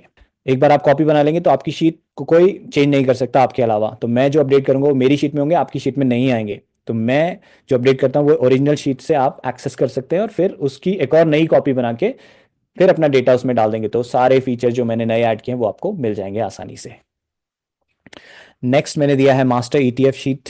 तो जिन्होंने मेरा पिछला 3.0 वर्जन का वीडियो देखा होगा उन्हें पता है मास्टर ईटीएफ शीट क्या है, लेकिन फिर से आपको बता दूं तो हमारे पास कई सारे ईटीएफ्स हैं मार्केट में, ठीक है। उनका सबका डेटा मैं यहाँ पे डालता हूँ टाइम टू टाइम, जैसे नए ईटीएफ्स लिस्ट होते हैं मैं उनका भी डेटा डालता रहता हूँ। और ये शीट हमें क्या करके देती है, जो ईटीएफ्स हमारे काम के नहीं है। देखिए यहाँ पे 227 ईटीएफ्स हैं टोटल, लेकिन इनमें से कई सारे ईटीएफ्स डेट ईटीएफ हैं, जिसमें गवर्नमेंट सिक्योरिटीज़ के हैं, लिक्विड फंड्स हैं, गिल्ड फंड्स हैं, बहुत सारे ऐसे फंड्स हैं जो डेट फंड्स कहलाते हैं। और ये स्ट्रैटेजी सिर्फ इक्विटी वाले ईटीएफ्स के लिए है। तो वो वाले डेट फंड्स सब फिल्टर आउट होके हमारे पास इक्विटी के ईटीएफ आ जाते हैं 196। तो सारे डेट फंड्स आउट हो गए और इक्विटी के आ गए, ऑटोमेटिक मेरी शीट करती है। तो इसके लिए इसका नाम मैंने दिया है मास्टर ईटीएफ शीट। ओके, यहाँ पे आ जाते हैं और फिल्टर्ड लिस्ट फॉर शॉप्स में आप जाएंगे तो सबसे पहले ये जो टेबल आ रहा है, यहाँ सारे वो ईटीएफ्स हैं जिनका डेटा गूगल फाइनेंस में अवेलेबल है, और ये सॉर्टेड है सबसे पहले अल्फाबेटिकली अंडरलाइंग एसेट के हिसाब से। तो सीपीएससी ईटीएफ के 2 ईटीएफ हैं वो टॉप में आ रहे हैं, फिर गोल्ड के ईटीएफ सारे यहाँ पे आ रहे हैं। और गोल्ड में सबसे पहला ईटीएफ वो आ रहा है जिसमें टर्नओवर सबसे ज्यादा है। टर्नओवर निकालने के लिए मैं डेली वॉल्यूम को उसके लास्ट ट्रेडिंग प्राइस से मल्टीप्लाई करता हूँ। एक तरह से हमें ये आइडिया हो जाता है कि इसमें कितना बिजनेस हो रहा है ऑन अ डेली बेसिस। ये एग्जैक्ट फिगर नहीं है, लेकिन इससे आइडिया निकल जाता है कि कम बिजनेस जिसमें हो रहा होगा उसमें हम कम बाइंग सेलिंग कर पाएंगे, उसमें लिक्विडिटी नहीं है। जिसमें ज्यादा बिजनेस हो रहा होगा पर डे, उसमें ज्यादा लिक्विडिटी होगी, हम ज्यादा आसानी से उसे बाय सेल कर सकते हैं, और उसमें जो बाय प्राइस और सेल प्राइस का गैप होता है वो कम होता है, ठीक है। तो उसके हिसाब से ये सॉर्टेड है, ठीक है। प्लस आप राइट साइड में और जाएंगे जहां कलरफुल कोडिंग दिखेगी, यहाँ देखिए readymade list for ETF shop 3.0, अभी से मैं 4.0 नाम दे दूंगा, and fire shop 3.0, highest volume ETF from each underlying asset. तो जो भी सबसे हाईएस्ट वॉल्यूम या हाईएस्ट टर्नओवर वाले ईटीएफ हैं वो एक अंडरलाइंग से एक लिस्ट हो जाते हैं, ताकि हमें वो लिस्ट रेडीमेड मिल जाए जो हमें अपनी शीट में डालनी है। तो ये जो पहला वाला है इसमें सारे ईटीएफ आ रहे हैं, इंटरनेशनल ईटीएफ्स भी इसमें शामिल हैं, जैसे कि हैंगसेंग बीज, मैकटेक जो हैंगसेंग पे बेस्ड हैं, नैस्डैक के ईटीएफ्स आ रहे हैं, और एनएससी फैंग आ रहे हैं, S&P 500 आ रहे हैं, ये सब आ रहे हैं। तो ये सब कुछ है जो भी इक्विटी वाले हैं, इंडियन प्लस इंटरनेशनल। अगर आपको इंटरनेशनल में ट्रेड नहीं करना है, उसका रीजन भी मैं आपको बताऊंगा, कुछ लोग चूज कर सकते हैं इंटरनेशनल में ना ट्रेड करने का। तो ये जो सेकंड लिस्ट है जिसमें लिखा है readymade list without international ETF for ETF shop 3.0, ये वाली वो लिस्ट है जिसमें से ये जो इंटरनेशनल ईटीएफ है ये फिल्टर आउट हो चुके हैं, ठीक है। तो इसमें 57 टोटल ईटीएफ्स हैं। ये ईटीएफ मैंने ऑलरेडी हमारी शीट में डाल दिए जो आज आपको मैं दूंगा 4.0 वर्जन में। लेकिन ये देखिए जैसे जैसे नए ईटीएफ लिस्ट होंगे, कोई कोड चेंज होगा, कोई हो सकता है डिसकंटिन्यू हो जाए, तो वो यहाँ पे ऑटोमेटिकली मैं शीट में अपडेट करता रहता हूँ, ताकि आपको अपनी शीट में नए ईटीएफ डालने हैं या अपनी शीट को अपडेट करना है ईटीएफ्स के साथ, यहाँ से रेडीमेड आप एनएससी कोड और अंडरलाइंग एसेट को उठाइए, ऐसे करके पूरा लिस्ट ना नीचे तक जहाँ लास्ट आ रहा है उसको कॉपी कीजिए, अपनी शीट में जाइए, और यहाँ ईटीएफ लिस्ट की शीट है जिसमें राइट हैंड साइड में ये जो येलो कलर में आ रहा है आपको, ये दिख रहा होगा एनएससी कोड और अंडरलाइंग एसेट। यहाँ पे आप जो पहले से हैं उनको डिलीट कर सकते हैं, और अब मैं यहाँ पे राइट क्लिक पे स्पेशल वैल्यूज ओनली करूंगा, तो वो जो मैंने ईटीएफ वहाँ मास्टर शीट से कॉपी करे यहाँ पेस्ट हो गए हैं, देखिए 57 ईटीएफ आ गए हैं। तो ये तो मैंने एक साथ करे, लेकिन अगर आप ट्रेडिंग ऑलरेडी कर रहे हैं, कई सारे ईटीएफ्स आपने बाय कर रखे होंगे, तो सिर्फ वो ईटीएफ आप शामिल कर सकते हैं वहां से चेक करके कि आपकी शीट में कौन सा है कौन सा नहीं है, compare to master ETF sheet, और वो वाला आप कॉपी करके अपनी शीट में इंडिविजुअल वो डाल सकते हैं। तो एक तो ये हो गया मास्टर ईटीएफ शीट का यूज़। और ये मास्टर ईटीएफ शीट मैंने बहुत पहले बनाई थी, बनाते बनाते इसमें मैंने बहुत सारे फीचर्स डाल दिए हैं, तो टाइम नहीं मिला इसका वीडियो बनाने का अलग से, तो अलग से डिमांड करता है, इसमें इतने सारे फीचर्स हैं। लेकिन कुछ इंपॉर्टेंट फीचर्स आपको बता देता हूँ, इसकी बात चली है तो अब देखिए इंटरनेशनल ईटीएफ्स में जो आ रहे हैं, मैंने एक नई चीज़ इसमें डाली है, LTP last trading price on above date versus NAV difference. तो मैं इसे वीकली या मंथली मैनुअली अपडेट करूंगा इनकी एनएवीज के साथ हर एक ईटीएफ की, क्योंकि ऑटोमेटिकली एनएवी अभी पुल नहीं होती, उसका कोई फॉर्मूला मुझे मिला नहीं है, तो मैनुअली अपडेट करनी पड़ती है। तो बेसिकली होता क्या है, हर एक ईटीएफ की एक एनएवी होती है, इंटरनल एनएवी, आईएनएवी, ठीक है, और एक होता है उसका ट्रेडिंग प्राइस। तो कई सारे ईटीएफ्स अपने एनएवी वर्सेस ट्रेडिंग प्राइस में बहुत प्रीमियम भी होता है, मतलब बहुत ज़्यादा चार्ज कर रहे होते हैं। वो वाले जो भी 5% से ज़्यादा चार्ज कर रहे हैं वो ऑटोमेटिकली रेड में हाईलाइट हो जाएंगे यहाँ पे आपको। अब देखेंगे आप सारे इंटरनेशनल ईटीएफ बहुत हाई प्रीमियम पे ट्रेड कर रहे हैं। इसका एनएवी हैंग 20 का देखें तो 5.86% है, अपने एनएवी से इतना ऊपर ट्रेड कर रहा है ये, तो which is a bad sign kind of. और ये इसलिए हो रहा है फिलहाल क्योंकि जो इंटरनेशनल ईटीएफ्स होते हैं उनमें टाइम टू टाइम जो अपना एयूएम होते हैं जो इन्हें मैनेज करते हैं ईटीएफ को, उनकी एक लिमिट होती है, अपर लिमिट, जितना वो इन्वेस्ट कर सकते हैं। एक बार वो रीच हो जाए तो उन्हें रुकना पड़ता है, वो एक्स्ट्रा इन्वेस्टमेंट नहीं कर सकते। इसके आपको यूट्यूब पे वीडियो भी दिखेंगे, कई बार आपको नोटिफिकेशन भी आते हैं, तो वहाँ पे वो न्यू इन्वेस्टमेंट रोक देते हैं, उसकी वजह से यहाँ प्रीमियम ट्रेड चलना हो जाता है शुरू। तो यहाँ देखिए बहुत ज़्यादा प्रीमियम प्राइस पे मिल रहे हैं, तो इसके हिसाब से आप डिसीजन ले सकते हैं कि क्या आपको वो ईटीएफ्स अपने शीट में रखने हैं जो प्रीमियम पे ट्रेड कर रहे हैं या नहीं रखने हैं। तो जो 5% से ज़्यादा प्रीमियम पे ट्रेड कर रहे हैं मैंने उनको रेड कर दिया है। वैसे तो सब यहाँ पे हैं, लेकिन मैं पर्सनली रेकमेंड करता हूँ कि आप सिर्फ इंडियन वाले ईटीएफ्स रखें, लेकिन अगर आपको किसी वजह से इंटरनेशनल में भी ट्रेड करना है तो इंटरनेशनल लिस्ट यहाँ पे अवेलेबल है, तो आप अपने हिसाब से कर सकते हैं। फिलहाल जो मेरी शीट में है वो बिना इंटरनेशनल के, विदाउट इंटरनेशनल वाले ये 57 ईटीएफ्स मैंने ऑलरेडी डाल रखे हैं शीट में। तो ये हो गया मास्टर शीट, जिसका लिंक हमारी यहाँ स्ट्रैटेजी शीट में है, ठीक है। इसकी कॉपी आपको बनाने की जरूरत नहीं है, जब भी आप मास्टर शीट खोलेंगे वहां से आपको मेरा अपडेटेड शीट दिखेगा, उसकी कॉपी मत बनाइएगा क्योंकि उसमें आपको कुछ एडिट नहीं करना है, वहां से सिर्फ डेटा उठा के कॉपी करके या फिर रेफरेंस के लिए ही यूज करना है। नेक्स्ट, अभी वीडियो का लिंक जो आज का वीडियो है वो मैं यहाँ पे डाल दूंगा, ताकि अगर आपको दोबारा रेफर करना है ये 4.0 वाला वीडियो, यहाँ से आप डायरेक्टली कर सकते हैं। और how to transfer data from one Google sheet to another, तो अब आप पिछला ऑलरेडी अगर कर रहे हैं ईटीएफ शॉप, उसका डेटा आप इस नई वाली शीट में डालना चाहते हैं, उसको कैसे स्टेप बाय स्टेप करने, उसके बेसिक प्रिंसिपल्स क्या हैं इस वीडियो में कवर्ड हैं, तो आप इसे रेफर कर सकते हैं और इसके अकॉर्डिंग अपना डेटा ट्रांसफर कर सकते हैं। और जो बैक टेस्टिंग शीट है, जो फाइनल वर्जन है 3.0 वाला, उसकी बैक टेस्टिंग शीट की लिंक मैंने आपको यहाँ पे दे दी है। आप खुद से कोई भी पीरियड बैक टेस्ट करना चाहते हैं, बस ये ध्यान रखिएगा जिस पीरियड को आप बैक टेस्ट कर रहे हैं उसमें जो ईटीएफ्स आप यूज कर रहे हैं वो उस वक्त ट्रेड होने चाहिए। कई सारे नए ईटीएफ्स आए हैं, कईयों के कोड्स चेंज हो गए हैं, तो उनका डेटा गूगल फाइनेंस में अवेलेबल नहीं है हिस्टोरिकल, तो आपको वो वाला शीट यूज करना है। वो भी मैंने मास्टर ईटीएफ शीट में आपको दे दिया है। अगर आप ये फिल्टर्ड वाली लिस्ट में राइट हैंड साइड में जाएंगे, यहाँ देखिए earliest date from where prices are available in last 15 years, वो सारा यहाँ पे आपको डेटा मिल जाएगा, ठीक है। कौन सा ईटीएफ कब से ट्रेड कर रहा है, उसके अकॉर्डिंग आप अपनी बैक टेस्टिंग जब से करनी है, जिस ईटीएफ का डेटा उस बैक टेस्टिंग पीरियड में अवेलेबल है, वो अपनी बैक टेस्टिंग शीट में कॉपी पेस्ट करके आप बैक टेस्टिंग कर सकते हैं। ये पार्ट आपको मैनुअली करना पड़ेगा क्योंकि कोई किसी पीरियड का करेगा, कोई किसी पीरियड का, तो एक मास्टर लिस्ट बैक टेस्टिंग में डालना मेरे लिए पॉसिबल नहीं है, तो यहाँ से आप वो शीट तैयार कर सकते हैं, वो लिस्ट तैयार कर सकते हैं। मेरा काम है आपके लिए काम आसान करना, लेकिन थोड़ी मेहनत तो आपको करनी पड़ेगी अगर आप बिल्कुल इन्वॉल्व होकर बैक टेस्टिंग वगैरह सब कुछ करना चाहते हैं, जो कि एक अच्छा चीज़ है, करनी चाहिए। तो थोड़ा मेहनत ऐसे इस तरह करें, मैं बहुत मेहनत करता हूँ। आप देख रहे हैं यहाँ 3-3 वर्जन बनाए हैं, 4-4 वर्जन बनाए हैं, फिर उनकी शीट्स बनाई हैं, तो अब वीडियो बना रहा हूँ, एडिटिंग करूंगा, तो काफ़ी कुछ लगता है। तो अगर आपको पसंद आती है मेरी मेहनत, वीडियो को लाइक ज़रूर कीजिएगा और शेयर कीजिएगा अपने दोस्तों के साथ, ताकि उन्हें भी इसके बारे में पता चले, एक साइड इनकम के लिए वो भी अपनी ईटीएफ शॉप खोल सकें, तो उसके लिए शेयर ज़रूर कीजिएगा। और अगर आपने सब्सक्राइब नहीं करा है मेरा चैनल तो सब्सक्राइब कर लीजिएगा, क्योंकि मैं कोशिश करता हूँ आपके लिए ऐसे हेल्पफुल वीडियोज़ शेयर मार्केट से रिलेटेड, फायर से रिलेटेड लेकर आता रहूँ। ऑलराइट, तो शीट में वापस चलते हैं और देखते हैं और क्या है हमारी शीट में। तो ईटीएफ लिस्ट, यहाँ पे हमारी ये येलो कलर में ईटीएफ की लिस्ट है, जिसे आप अपने हिसाब से मॉडिफाई कर सकते हैं जिन ईटीएफ में आपको ट्रेड करना है। मैंने यहाँ पे अभी शुरू में 57 ईटीएफ डाल दिए हैं, हर एक अंडरलाइन से एक ईटीएफ है। इनका current market price, 52 week low closing price और CMP distance from 52 week low, ये सारी चीजें जो येलो कलर में नहीं है, इनमें फॉर्मूलाज लगे हैं, ये ऑटोमेटिकली शीट में आते हैं। आपको प्राइसेस वगैरह नहीं डालने पड़ेंगे शीट में, ये सब ऑटोमेटेड है। गूगल शीट में गूगल फाइनेंस नाम का एक फॉर्मूला होता है, जिससे गूगल फाइनेंस के सर्वर से इनके प्राइसेस वगैरह सब डेटा यहाँ आ जाता है और शीट उसके हिसाब से डेली अपडेट होती है। तो आपको उस पार्ट का वरी नहीं करना है, ठीक है। तो ये सारे डेटा यहाँ पे आते हैं। इन डेटा के बेसिस पे यहाँ नीचे हमारी न्यू ईटीएफ की रैंकिंग तैयार होती है कि कौन सा ईटीएफ सबसे सस्ता है। तो आप देखेंगे यहाँ टॉप 100 एड निफ्टी टॉप 10 इक्वल वेट का जो ईटीएफ है, वो अपने करंट मार्केट प्राइस और 52 वीक लो के जो गैप है उसमें माइनस में चल रहा है। उसके बाद आ रहा है मल्टी कैप जो 2.15% के गैप है। तो सबसे कम गैप जो है वो टॉप रैंक पे आ जाता है, उसके बाद जो है वो उसके नेक्स्ट रैंक पे आ जाता है। ओके, तो ये है रॉ लिस्ट और इसमें 20 टॉप रैंकर्स आते हैं। ठीक है, तो धीरे धीरे शीट आपको 20 बाय करवाएगी। हो सकता है बीच में ये जो 20 आ रहे हैं उनमें से शफल हो जाएं, कुछ नए आ जाएं, तो शीट ऑटोमेटिकली उनको यहाँ पे लिस्टिंग करती है और आपको रेकमेंड करती है यहाँ खरीदा हुआ माल में।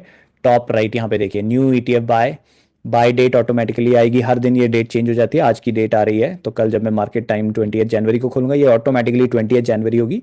ये मैंने इजी कॉपी पेस्टिंग के लिए यहाँ पे दिया है ताकि आप इसी शीट में देख के अपना बाइंग कर पाएं। तो यहाँ देखिए 3 ETFs आ रहे हैं।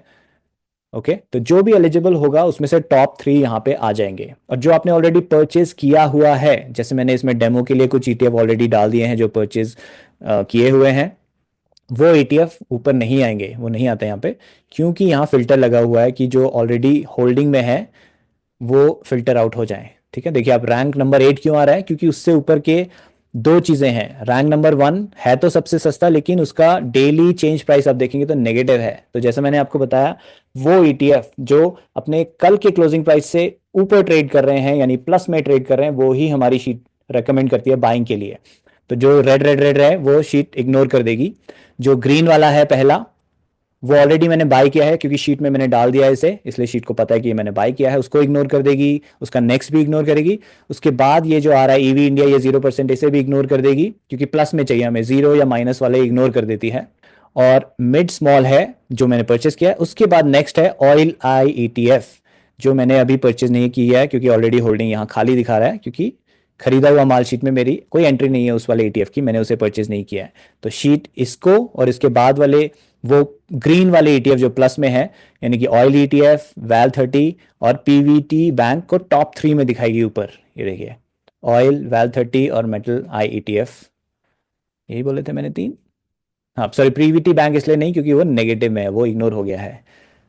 ठीक है, तो वो वाले दिखा देती है जो बढ़ रहे हैं। यहाँ पे देखिए percent, daily change percent plus में ही आपको दिखेंगे ये वाली सेटिंग। तो मैंने कहा था ये सेटिंग ऑन ऑफ कर सकते हैं आप। तो अगर आपको 3 बजे के बाद ट्रेडिंग कंफर्टेबल लगती है तो ये सेटिंग रखिए। अगर 3 बजे के पहले करना है तो इस सेटिंग का आप खास इस्तेमाल नहीं कर पाएंगे, क्योंकि 3 बजे के बाद ही क्लोजिंग प्राइस के आसपास ETF आते हैं। उससे पहले तो हो सकता है वो क्लोजिंग प्राइस जहां आना है वो हो या ना हो, वी डोंट नो। तो अगर आपको इस सेटिंग को ऑफ करना है, यहां मैंने दिया है buy only when the ETF starts rising compare to last day. अभी ये यस पे है, इसलिए ये शीट सिर्फ उन्हीं को दिखाएगी जो राइज कर रहे हैं कंपेयर टू लास्ट डे। अगर मैं इसे ड्रॉप डाउन से नो सेलेक्ट करता हूं, अब देखिए वो टॉप रैंकर में टॉप 10 AD वाला आ गया, क्योंकि अब शीट इस वाले फैक्टर को इग्नोर करिए कि वो लास्ट डे से राइज कर रहा है नहीं कर रहा है, डज नॉट मैटर, क्योंकि मैंने वो सेटिंग नो कर दिया है। ठीक है, तो यस नो ये डिसाइड करेगा कि कौन से ETF आप प्रेफर करते हैं बाय करना। तो मैंने जो बैक टेस्टिंग आपको दिखाई, जो मैं पर्सनली यूज करता हूं, उसमें सेटिंग यस होती है, क्योंकि मैं प्रेफर करता हूं कि जब तक कुछ गिर रहा है गिरने दो, जिस दिन वो उठना शुरू करेगा उस दिन मैं बाय करूंगा। इससे मेरे को वो काइंड ऑफ सही प्राइस पे मिल जाता है, और जब तक जो गिर रहा है वो इग्नोर होता रहता है। तो मैं ये यस पे रखता हूँ, बाय डिफॉल्ट ये सेटिंग यस पे मिलेगी आपको। बाकी मास्टर ETF सेम शीट जो मैंने थोड़ी देर पहले दिखाई, उसका लिंक यहाँ पे भी दिया हुआ है। और जो हमारे ऑलरेडी परचेस्ड ETF हैं उनकी रैंकिंग भी इस शीट में होती है। यहाँ पे जो भी सबसे ज़्यादा गिरा हुआ ETF वो यहाँ पे आ रहे हैं। ठीक है, अभी ज़्यादा ETF मैंने लिस्ट में डाले नहीं इसलिए इतने ही आ रहे हैं। तो जो भी सबसे ज़्यादा गिरा देखिए टॉप में आ रहा है और वो बढ़ रहा है। लेकिन दूसरी शर्त हमारी ये है कि जब तक हमारे पास न्यू बाइज अवेलेबल हैं, ये जो लिस्ट है न्यू बाई की, अगर यहाँ लिस्ट में आ रहे हैं ETF, हमारा कोई एवरेजिंग नहीं करते हैं, हम न्यू बाय करते हैं, क्योंकि हमें डाइवर्सिफिकेशन करना है। हम ज़्यादा से ज़्यादा अंडरलाइंग एसेट्स में जाना चाहते हैं, और जब नए अंडरलाइंग एसेट, नए ETF आना बंद हो जाए, तब शीट ऑटोमेटिकली आपको एग्जिस्टिंग ETFs दिखाएगी कि ये वाला आपको एवरेज आउट करना है जो सबसे ज़्यादा गिरा हुआ है, प्लस वो अपने पिछले दिन से रेज होना चाहिए, बढ़ रहा होना चाहिए। तो करना कैसे है, अब पहले से मैंने जो रिकॉर्ड कर लिया अभी उनके बारे में बताऊंगा, लेकिन जो मैं नेक्स्ट बाय करूंगा, यहाँ पे टॉप 3 आ गए, इनको सिंपली आपको कॉपी करना है। शीट यहाँ पे आपको सजेस्ट भी करेगी कि कितनी क्वांटिटी आपको बाय करनी है। वो कैसे आ रहा है, एक होती है कैपिटल मैनेजमेंट शीट, यहाँ पे आपको डालना है कि ओवरऑल आप कितना कैपिटल इस वाली स्ट्रेटजी में इन्वेस्ट करना चाहते हैं। आइडियल यहाँ पे 5 लाख अमाउंट है मेरे हिसाब से, ताकि जो आपका प्रॉफिट हो वो रीजनेबल अमाउंट का तो आए। तो ये 5 लाख रुपीज को शीट डिवाइड करती है 40 पार्ट्स में।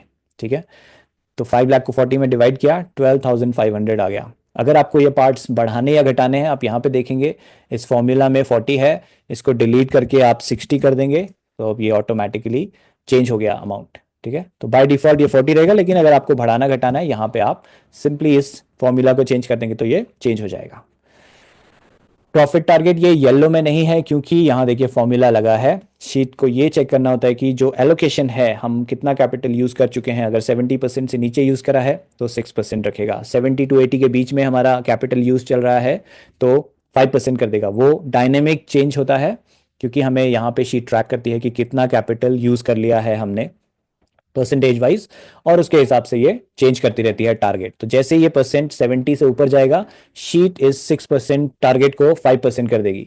जैसे ही ये 80 से ऊपर जाएगा कैपिटल यूज, ये शीट 5% को 4% कर देगी। ये सब यहाँ फॉर्मूला में मैंने डाल रखा है।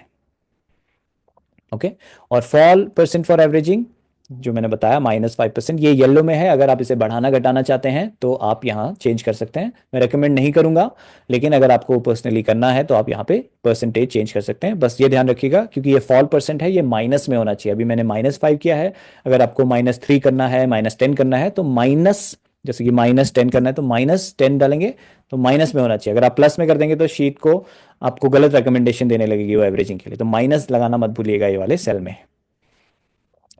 और सेलिंग की बात आती है तो ये शीट चेक करती है कि कौन सा ईटीएफ इस 6% टारगेट को पार कर चुका है और वो एलिजिबल है सेलिंग के लिए। तब दो कंडीशन सेटिस्फाई होनी चाहिए, एक तो ये टारगेट पार होना चाहिए, दूसरा वो ईटीएफ गिरना शुरू हो जाए। ठीक है, तो आप देखेंगे यहाँ पे जो पहले के 3 ईटीएफ हैं, अगर डेली परसेंटेज चेंज यहाँ पे देखें एस कॉलम में, तो इसको थोड़ा जूम इन करता हूं मैं आपके लिए, तो यहाँ पे तीनों बढ़ रहे हैं, लेकिन जो हमारा चौथा है वो गिरना शुरू हो गया है। तो इसलिए शीट बोल रहा है कि इसे सेल कर दो। वैसे तो आप टारगेट देखें लीफो गेन परसेंट, ये 22% हमारे टारगेट से ऊपर है। ये मैंने रैंडम डेटा डाला है, ठीक है, सिर्फ सिमुलेशन के लिए, आपको ये दिखाने के लिए। एक्चुअल प्राइसेस नहीं है कि इस दिन आप चेक करेंगे इस दिन तो इतना प्राइस पे अवेलेबल नहीं था, वो इग्नोर कीजिए। ये सिर्फ मैंने सिमुलेशन के लिए कुछ भी प्राइस डाल दिया यहाँ पे। तो 22% गेन पे है, यानी कि वो हमारा टारगेट निकाल चुका है, लेकिन अभी वो गिरना शुरू नहीं हुआ, तो हमारी शीट सेलिंग के लिए नहीं रेकमेंड कर रही है। क्योंकि जो भी सेलिंग के लिए रेकमेंड करेगी वो यहाँ पे आ जाएंगे, एलिजिबल फॉर सेलिंग नंबर यहाँ पे टॉप में आपको दिखेगा। क्योंकि जैसे जैसे शीट आपकी बड़ी होती जाएगी, स्क्रॉल करना पड़ेगा, आप बार बार तो स्क्रॉल नहीं कर सकते कि किस में सेलिंग आई किस में नहीं, तो यहीं पे ऊपर काउंट आ जाएगा। अगर यहाँ 0 से ज्यादा दिख रहा है तो ही आपको कोई सेलिंग आई है, वरना ये ग्रीन कलर भी नहीं होगा और ये 0 होगा। ठीक है, तो अभी ये 1 बोल रहा है, क्योंकि ये वाला जो ग्रीन कलर में आ रहा है वो हमारा सेलिंग के लिए एलिजिबल है। वैसे तो टारगेट परसेंट वाइज देखें तो आप हमारे 3 एलिजिबल हैं, ये तीनों, लेकिन शीट ने सिर्फ एक ही को ग्रीन किया क्योंकि वो गिरना शुरू हो गया है, बाकी को शीट ट्रेल कराएगी हमें। लेकिन अगर आपको ये सेटिंग नहीं यूज करनी है, आपको जो भी टारगेट के ऊपर निकल गया वो सेल करना है, यहां पे मैंने टॉप में दिया है selling only when ETF starts falling compared to last day. अभी यस है तो ऐसा आ रहा है, इसको ड्रॉप डाउन से आप नो करेंगे। अब देखिए तीनों ग्रीन में आ गए, सेलिंग का नंबर यहाँ 3 हो गया। क्योंकि अब शीट सिर्फ ये चेक करिए कि कौन अपने टारगेट परसेंट से ऊपर निकल चुका है, वो बढ़ रहा है या घट रहा है डेली बेसिस पे, उसको शीट अब इग्नोर कर रही है, क्योंकि मैंने यहाँ नो वाली सेटिंग कर दी है। तो बाय डिफॉल्ट ये ऑन है, जो बैक टेस्टिंग है मैंने यस पे दी है, लेकिन अगर आपको उसको यूज नहीं करना चाहते हैं तो यहां से आप उसे टर्न ऑफ कर सकते हैं। तो कुछ सेलिंग के लिए आता है, तो बाइंग कैसे रिकॉर्ड करनी है, सेलिंग कैसे करनी है, उसको दिखाता हूं आपको। एक बार यहां से डिलीट कर देता हूं सारा डेटा। ठीक है, अभी शीट जब आप पहली बार इस्तेमाल करेंगे वो ऐसे ब्लैंक आएगा। ओके, शीट को अब मैंने ब्लैंक कर दिया है, इसी तरह से आपको शीट मिलेगी। तो पहले दिन आपको ऑटोमेटिकली यहाँ पे टॉप में देखना है कि कौन कौन बाइंग के लिए आ रहा है, और उसको सिंपली यहाँ से कॉपी कर लेना है, बिकॉज यही डेटा हमें चाहिए कि बाय डेट क्या है, ईटीएफ कोड क्या है, अंडरलाइंग एसेट क्या है, उसका करंट मार्केट प्राइस और कितनी क्वांटिटी आपने बाय की है। इसको यहाँ से कॉपी करना है और यहाँ पे राइट क्लिक, पे स्पेशल वैल्यूज ओनली, या फिर शॉर्टकट कीबोर्ड पे है Ctrl+Shift+V।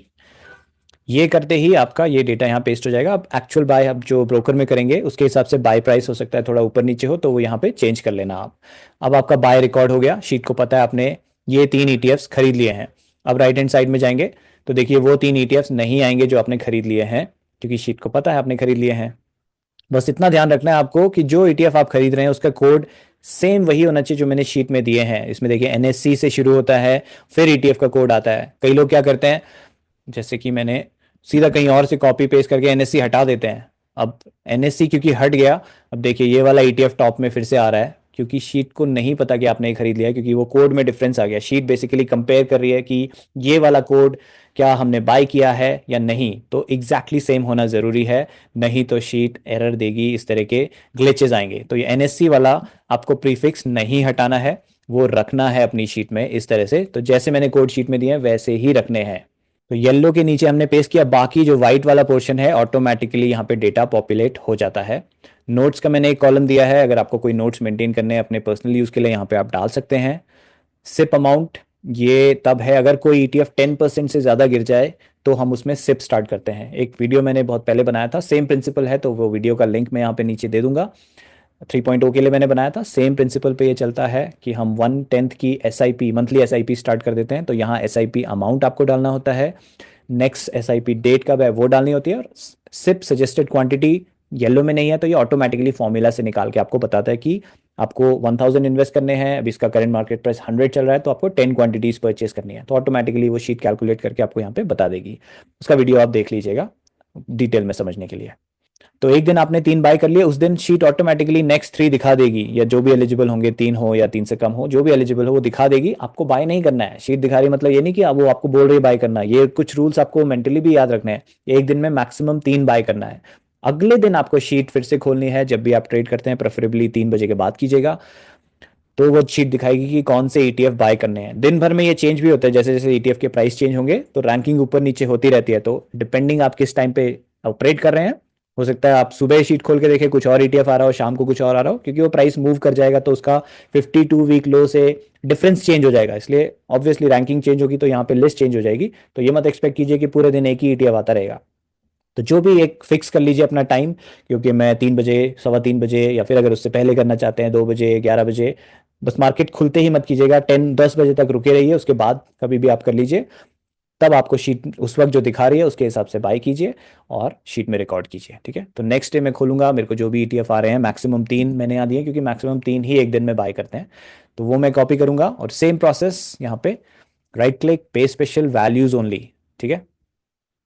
इस तरह से मेरा ये रिकॉर्ड हो गया। अब आप देखेंगे उसके नेक्स्ट 3 आ गए, तो ऐसा हर दिन आता रहेगा जब जब एलिजिबल होंगे। एक टाइम आएगा जब नए एलिजिबल नहीं होंगे, तब शीट चेक करेगी कि कौन सा ईटीएफ सबसे ज़्यादा गिरा हुआ है।